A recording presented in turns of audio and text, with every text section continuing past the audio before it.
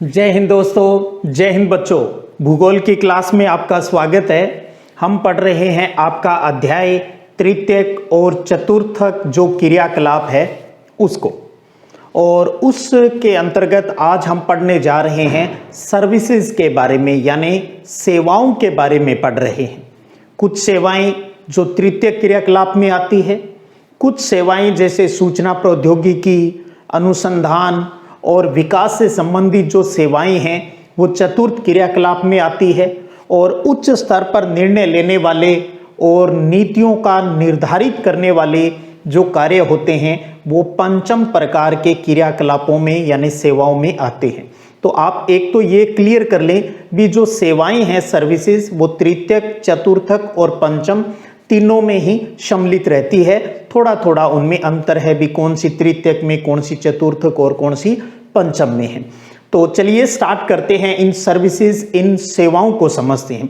सबसे पहले तो आप एक सामान्य अर्थ के रूप में समझें भी सेवा यानी सर्विस का मतलब क्या होता है। इसका मतलब होता है नौकरी, इसका मतलब होता है व्यवस्था, इसका मतलब होता है मेंटेनेंस यानी रख रखाव, इसका मतलब है मरम्मत करना, इसका मतलब है देखभाल करना, इसका मतलब है मदद करना। इस प्रकार के जो काम होते हैं वो सारे के सारे सेवाओं में गिने जाते हैं। सेवाएं जो कि लोगों के लिए हैं, सेवाएं जो उद्योगों के लिए हैं। कहने की बात ये हो गई भी लोगों और उद्योगों दोनों के लिए ये सेवाएं हैं वो उपलब्ध रहती है।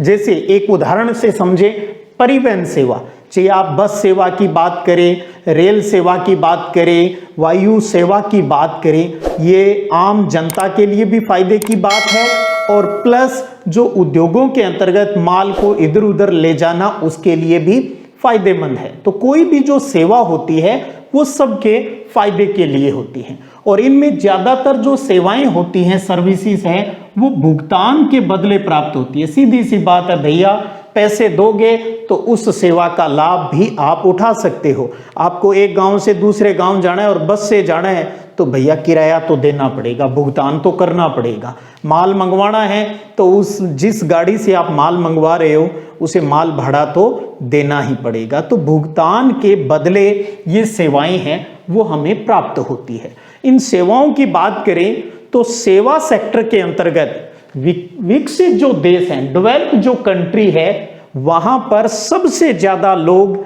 इनके अंदर कार्यरत रहते हैं। तो एक चीज ध्यान रखिएगा, अच्छा प्रश्न बनता है भी विकसित देश है वो ज्यादातर किस प्रकार के क्रियाकलापों पर डिपेंड रहते हैं। तो यहां क्लियर हो गया, तृतीयक, चतुर्थक और पंचम क्रियाकलापों पर वो ज्यादा डिपेंड रहते हैं, ज्यादातर उनमें सर्विसेज ही आती है। तो सेवा सेक्टर में विकसित देशों के लोग ज्यादा काम करते हैं। एक उदाहरण ले, अमेरिका की बात करें, यूएसए की बात करें तो 75% से अधिक लोग हैं वो सर्विसेज के अंतर्गत यानी सेवाओं के अंतर्गत है वो काम करते हैं। अगर हम बात करें अल्प विकसित देशों की, अगर बात करें तो अल्प विकसित देशों में 10% से भी कम जो लोग हैं वो इन सेवाओं के अंतर्गत कार्यरत रहते हैं। सेवाओं की कार्यशैली और इनकम के हिसाब से बात करें तो ये सेवाएं भी हम कई भागों में बांट सकते हैं, जैसे निम्न स्तरीय सेवाएं और उच्च स्तरीय सेवाएं।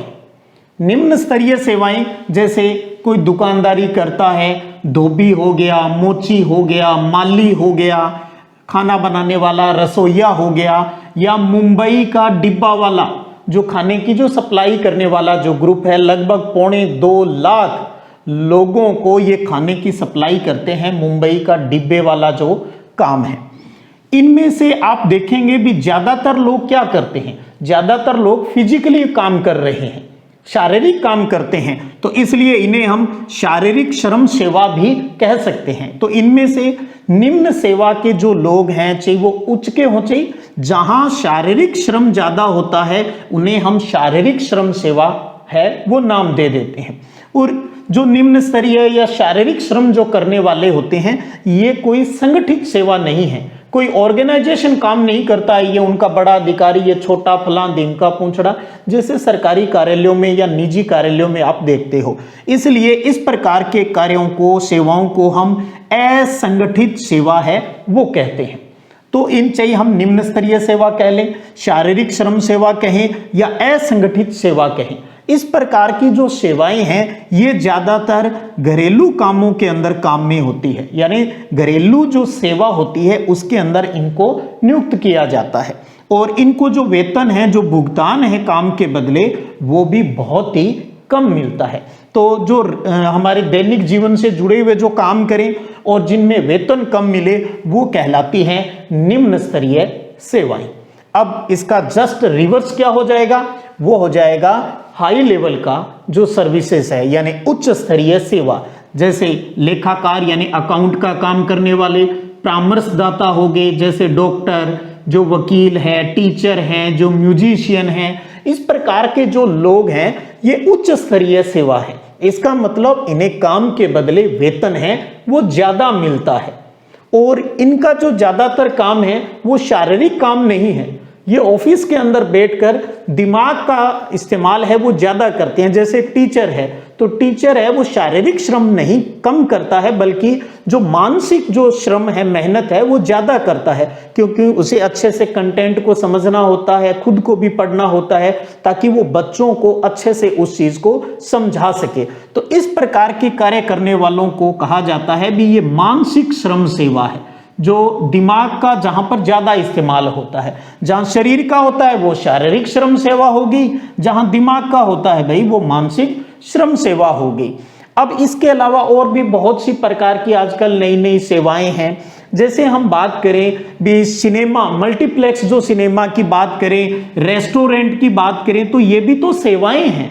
इन सेवाओं की स्थापना मुख्यतः कहां पर की जाती है, आप देखेंगे इस प्रकार की जो सेवाएं हैं आपको बाजार के अंदर मिलेगी, जहां व्यापार के काम ज्यादा होते हैं, बिजनेस के काम ज्यादा होते हैं, यानी बाजार के आसपास या बाजार के अंदर ही आपको इस प्रकार की सेवाएं हैं वो देखने को मिलेगी।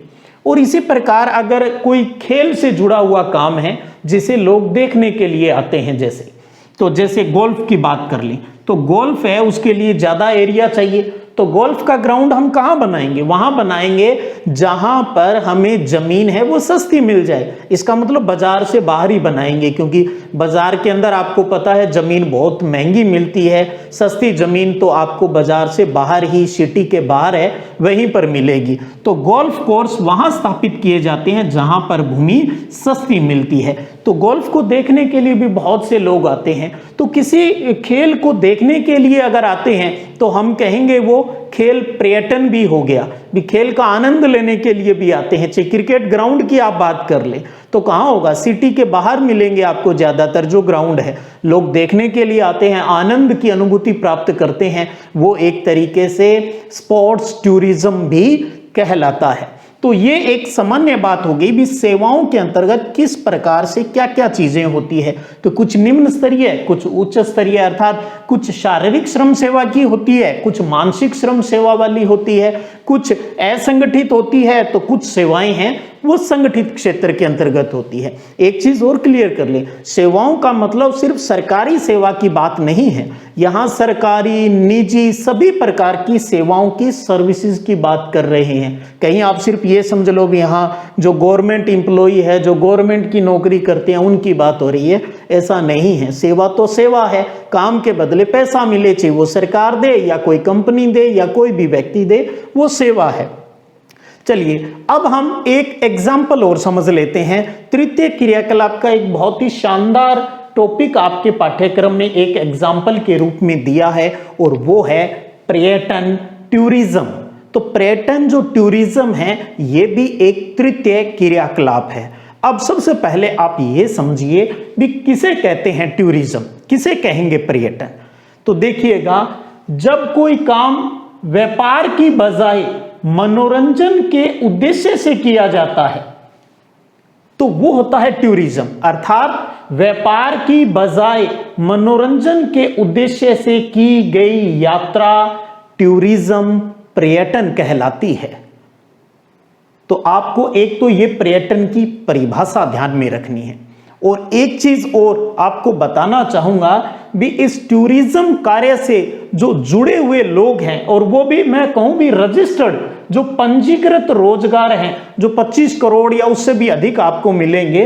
तो कुल जो पंजीकृत रोजगार है, और इस टूरिज्म से हमें जो कुल राजस्व जो प्राप्त होता है, इनकम जो सरकार को प्राप्त होती है, अगर उस दृष्टि से देखें तो टूरिज्म विश्व का अकेला सबसे बड़ा तृतीय क्रियाकलाप है। तो तृतीय क्रियाकलाप में जितने भी प्रकार की सर्विसेज आती है, उनमें सबसे ज्यादा एक नंबर पे रहता है टूरिज्म। तो टूरिज्म जैसे कोई टूरिस्ट आता है तो कोई उसको घुमाने के लिए गाड़ी लेकर आएगा, तो गाड़ी वाले का काम चल गया। कोई उसे गाइड करेगा तो गाइड है, उसको भी अपनी रोजी रोटी चल पड़ेगी। और उसको टूरिस्ट को भी खाने पीने के लिए कुछ चीजें चाहिएगी, तो आसपास के जो लोग होते हैं, वो जो टूरिस्ट जगह होती है वहां पर अपनी दुकानें स्थापित कर लेते हैं। कुछ चीजें जो उस क्षेत्र विशेष की प्रसिद्ध होती है, वो टूरिस्ट है वो उन चीजों को परचेज भी करते हैं।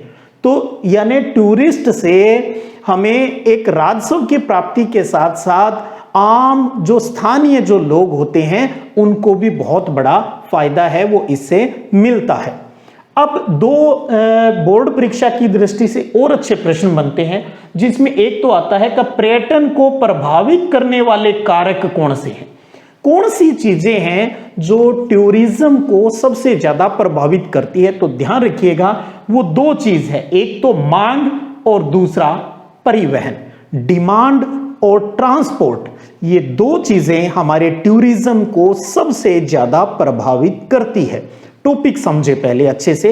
मांग, डिमांड कैसे, आज आप देखिएगा लाइफ अपनी बहुत फास्ट हो गई है, आदमी अपने काम में इतना बिजी हो गया है, उसे खुद के लिए परिवार के लिए टाइम ही नहीं मिल पा रहा है। बिजी हो गई है लाइफ जो है, भाग दौड़ की इस जिंदगी में आदमी क्या करता है, अपनी नौकरी से अपने काम से कुछ दिन की छुट्टी मांगता है। भाई हमें कुछ दिन की छुट्टी दे दो ताकि मैं अपने अकेला या अपने परिवार के साथ कहीं अच्छी सी जगह कुछ दिन टाइम बिता कर आऊं, ताकि मानसिक रूप से मैं स्वस्थ है वो हो सकूं। तो इस वजह से बहुत से देशों ने, और अपने भी यहाँ कई जगह पर जैसे 5 डेज वीक कर दिया है, भी हफ्ते में आपको 5 ही दिन काम करना है। कई देशों में 4 दिन का सिस्टम है, क्योंकि अगर हमें रेस्ट नहीं मिलेगा तो हमारी काम करने की जो एफिशिएंसी है, वो दक्षता जो है वो प्रभावित होती है, कम होती है। और जिन देशों ने, जिन लोगों ने, जिन कंपनियों ने इस चीज को समझा है, उन्होंने अपने कर्मचारियों को टाइम टू टाइम पर छुट्टियां भी देते हैं, हॉलीडे भी देते हैं, ताकि वो रेस्ट करें। और रेस्ट के बाद जब हम उस काम को करते हैं तो आनंद आता है और हम बहुत ही प्रभावी तरीके से उस काम को अंजाम देते हैं। तो जीवन स्तर में सुधार लाने के लिए और खाली समय में विश्राम के लिए अवकाश की जो मांग है वो दिनों दिन बढ़ती जा रही है। और अवकाश की मांग, तो इसका मतलब व्यक्ति कहीं घूमने जाएगा, अपने शहर में कहीं घूमने जाएगा, शहर से बाहर कहीं जाएगा, देश से बाहर कहीं घूमने जाएगा, तो इसका मतलब पर्यटन की मांग है वो अवकाश की मांग के साथ ही बढ़ती जाती है। तो इस प्रकार जैसे जैसे हमें छुट्टियां ज़्यादा मिलेगी तो हम जरूर घूमने जाएंगे। और अगर कोई व्यक्ति नहीं जाएगा तो घर वाले पीछे पड़ पड़ के, घर वाली, बच्चे, भाई पापा चलो, मम्मी चलो, कहीं ना कहीं तो चलें। तो इस वजह से भी डिमांड कितनी है ये इस पर भी डिपेंड करता है भी टूरिज्म है वो कितना इफेक्टिव होगा। इसलिए छुट्टियां मिलती है कर्मचारी को और मिलनी भी चाहिए।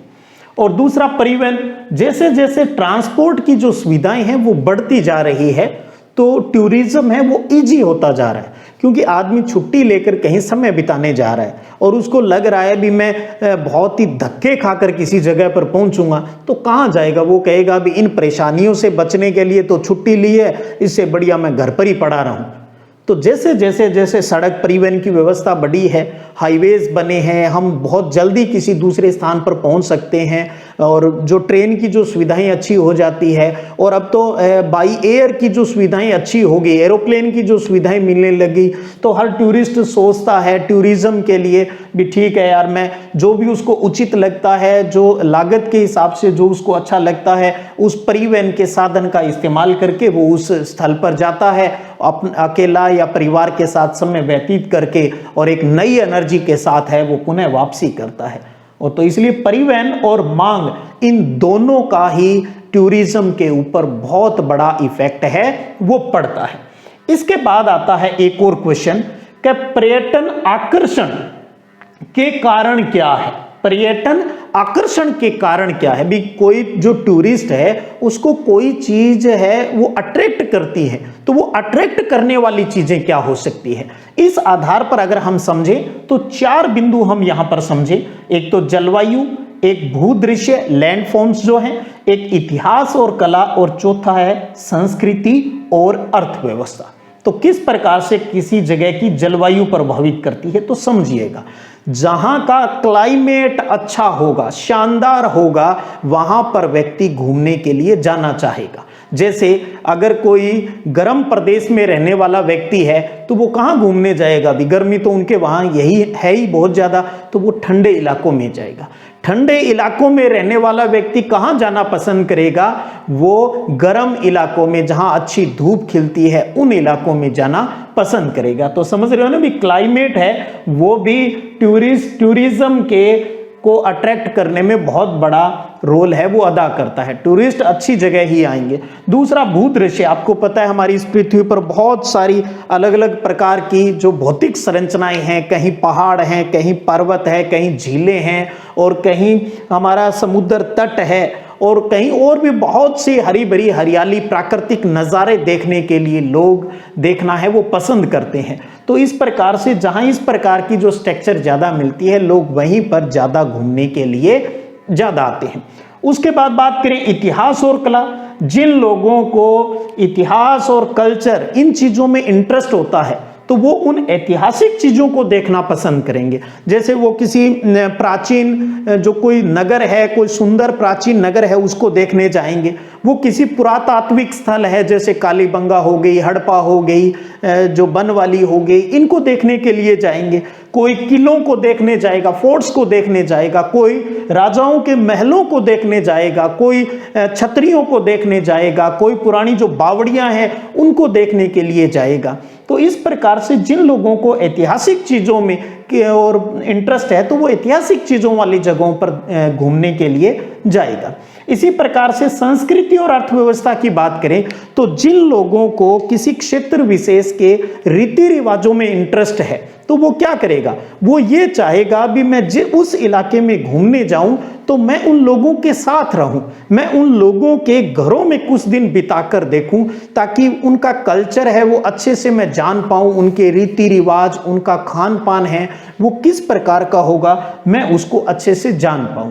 तो इस प्रकार से आप देखें जो स्थानीय लोकल जो कहते हैं ना रीति रिवाजों को पसंद करने वाले जो लोग हैं वो उनके घरों में रहेंगे, और वहाँ पर उनको क्या है वाजिब रेट के ऊपर उनको खाना या रहने की जो सुविधाएं हैं वो भी वहाँ पर मिल सकती है। और कई लोग तो फ्री में भी सुविधाएं उपलब्ध करवा सकते हैं, लेकिन फ्री में तो शायद 1-2 बार ही कराएंगे, हमेशा तो नहीं करवाएंगे।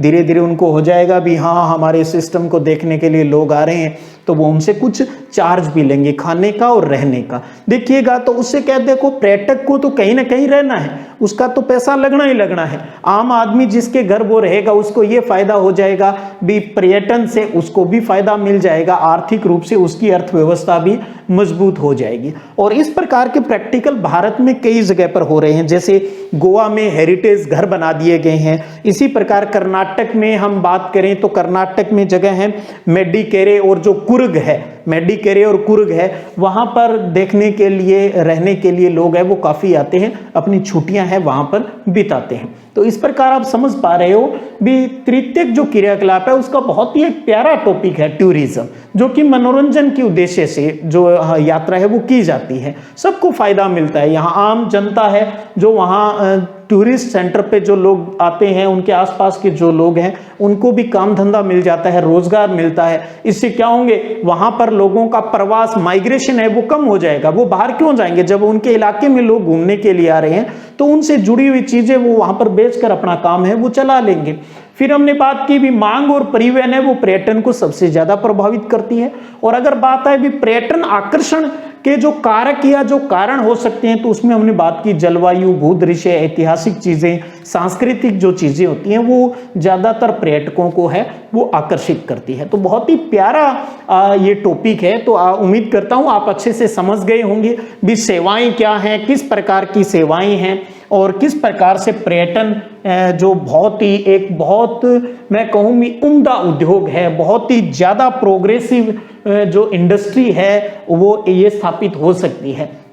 तो जहां पर ये लोग आते हैं, जो पर्यटकों को जो आकर्षित करने वाले जो एरिया होते हैं, जो क्षेत्र होते हैं, जो प्रदेश होते हैं, उनको कहा जाता है पर्यटक प्रदेश कहा जाता है। जैसे विश्व की बात करें तो भूमध्य सागर के आसपास के इलाके या भारत का जो पश्चिमी जो क्षेत्र, पश्चिमी घाट जो अपना है, समुद्र तटीय जो क्षेत्र है, वहां पर खूब लोग देखने के लिए, उन जगहों को देखने के लिए आते हैं। तो उम्मीद करता हूं आज की क्लास से आपने काफी आनंद उठाया होगा, काफी महत्वपूर्ण जानकारियां हैं वो बटोरी होगी। इसी टॉपिक को और आगे बढ़ाएंगे और बात करेंगे, एक तो हम चिकित्सा पर्यटन के ऊपर बात करेंगे, मेडिकल टूरिज्म के समझेंगे भी क्या होता है, और मेडिकल टूरिज्म या जो तृतीयक, चतुर्थक और पंचम जो सेवाएं हैं उनके अंदर आउटसोर्सिंग का क्या रोल है वो हो सकता है। उससे पहले हमें यह भी समझना होगा भी आउटसोर्सिंग बाह्य स्रोतन होता क्या है, और साथ में पढ़ेंगे अंकीय विभाजन के बारे में। चलिएगा अगले वीडियो सेशन में बात करेंगे इसके बारे में। अब आप स्क्रीनशॉट लीजिएगा, नोट्स फॉर्म में अच्छे से उतारिएगा। चलिएगा फिर मिलेंगे, तब तक जय हिंद, जय भारत।